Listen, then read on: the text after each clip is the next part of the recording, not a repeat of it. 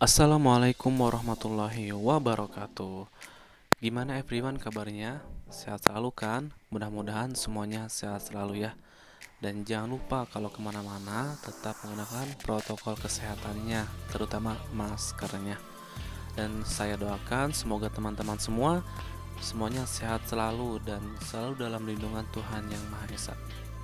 Kembali lagi bersama saya, Effendi Gunawan Budianto. Di video kali ini, saya mewakili teman-teman dari STIE Gici Business School yang dibagi ke dalam beberapa kelompok akan mempresentasikan tentang SCM dan salah satu contoh SCM yang telah kami lakukan penelitian di salah satu toko retail terbesar di Indonesia. Pasti penasaran kan bagaimana isinya dan bagaimana contohnya? Tapi jangan lupa yang belum subscribe channel ini, jangan lupa nih di subscribe karena subscribe itu gratis guys. Dan terus dukung channel ini supaya lebih berkembang lagi. Tugas ini disusun oleh kelompok kami yang beranggotakan 4 orang. Yang pertama atas nama Nur Afri Laila Putri, yang kedua dengan saya Effendi Gunawan Budianto, yang ketiga dengan Irfan Saifur Rahman, yang keempat dengan Alpin Priya Sundara. Oke teman-teman, di pokok pembahasan kali ini itu ada 7 poin. Yang pertama ada ordering, distributing, receiving, warehousing, displaying, selling, dan customer. Oke teman-teman, sebelum kita lanjut ke pokok pembahasan, pasti penasaran kan tentang apa itu SCM?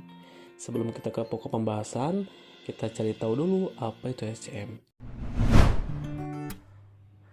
Baik teman-teman, pengertian dari SCM atau singkatan dari Supply Chain Management atau yang biasa disebut dengan manajemen rantai pasok, ini merupakan rangkaian kegiatan yang diperlukan untuk merencanakan, mengendalikan, dan menjalankan arus produk. Ini meliputi proses perolehan bahan baku, proses produksi, hingga distribusi produk ke konsumen akhir dengan cara yang paling efisien dan hemat biaya.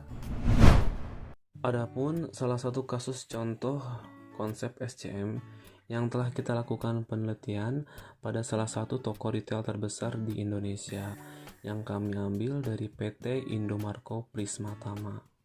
Sekilas tentang PT Indomarko Prismatama atau yang sering disebut dengan Indomaret, merupakan salah satu perusahaan retail terbesar di Indonesia.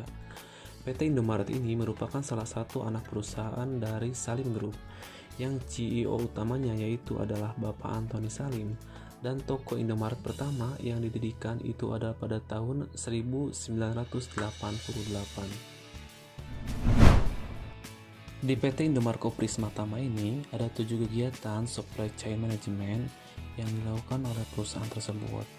Yang pertama ada ordering, yang kedua ada distributing, yang ketiga ada receiving, yang keempat adalah warehousing, yang kelima adalah displaying, yang keenam selling, dan yang ketujuh customer.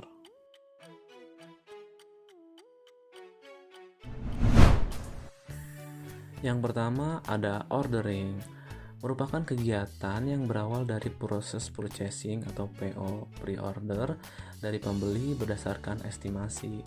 Estimasi ini terdiri dari beberapa pengelompokan, antara lain 1. Fast moving atau barang cepat laku, yang kedua slow moving, barang lambat laku, yang ketiga dead moving, barang tidak laku. Baik teman-teman, di sini ada bahan baku utama yang dijual di Indomaret, dibagi menjadi 2 ya. Yang pertama ada food, yang kedua ada non-food. Yang pertama bahan baku food. Bahan baku yang tersedia di toko ini sangat beragam dan lengkap. Bahkan bahan makanan hewan pun tersedia seperti pakan hewan kucing. Yang kedua ada non-food. Dimulai dari alat kebersihan rumah tangga, pencuci piring, pencuci pakaian, kosmetik, serta barang-barang non-food lainnya juga tersedia lengkap di toko ini. Kita masuk poin yang kedua yaitu distributing. Merupakan seseorang atau instansi atau perusahaan yang membeli barang langsung dari produsen atau pabrik yang kemudian dijual kembali kepada penjual eceran dan akhirnya sampai ke tangan konsumen. PT Indomaret ini mendapatkan barang-barang langsung dari supplier yang kemudian dikirim ke gudang cabang-cabang besar di Indomaret yang berada di seluruh Indonesia. Setelah itu, Indomaret melakukan distributing atau pengiriman produk-produknya ke setiap toko melalui ekspedisi darat, yaitu truk. Kita masuk poin yang ketiga, yaitu receiving.